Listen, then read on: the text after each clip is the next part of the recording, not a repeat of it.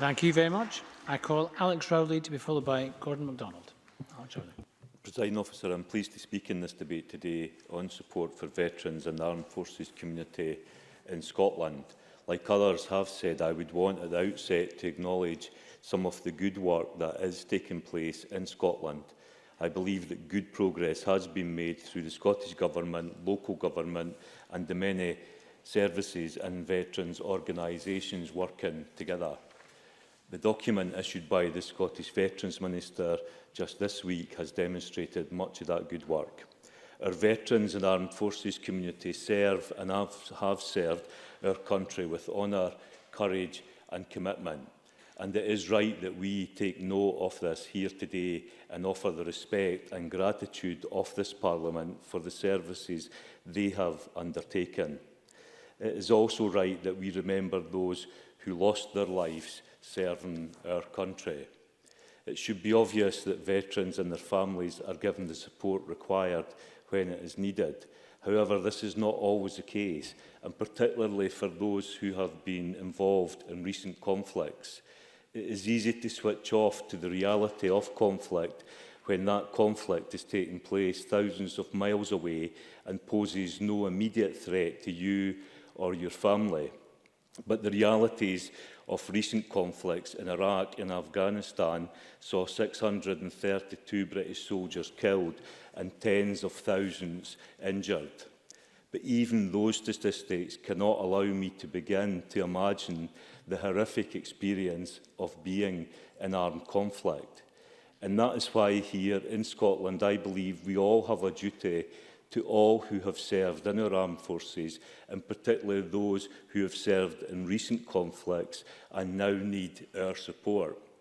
Combat Stress, the UK-wide charity working with veterans with PTSD and other mental health conditions, have seen a 143% rise in referrals over the past 10 years. It is not right that many veterans who have served their country are left behind on return, with a number of them ending up homeless or jobless or lacking the support that they need. These are the people that have put their lives on the line doing a job that they were sent to do. Surely they deserve better treatment when they return. 2 months ago, I raised a motion in this Parliament on the issue of veteran suicide figures. This motion was not about political point scoring. It was about addressing the very real concerns that a number of UK veterans who take their own lives, the number of UK veterans is not being accounted for and is being overlooked. The data is not made available to the public.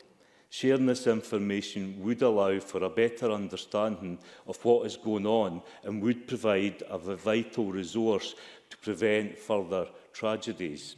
This is a view supported by the human rights lawyer Amar Anwar and the former head of the Royal Navy, Admiral Lord West, as well as the Mental Health Foundation in Scotland.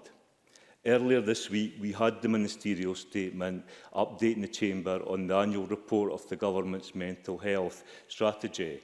However, information on the numbers of former service personnel taking their own lives was not available, and I would reiterate again here today, why is that the case? I wrote... Claire Haughey. I thank Alex Rowley for taking my intervention. Can I just offer him a little bit of reassurance in that the Suicide Prevention Action Plan, one of the actions in that is that we will investigate every death by suicide, and so I would anticipate that that would identify if that person who had died was a veteran. So that information at that point in time would be available.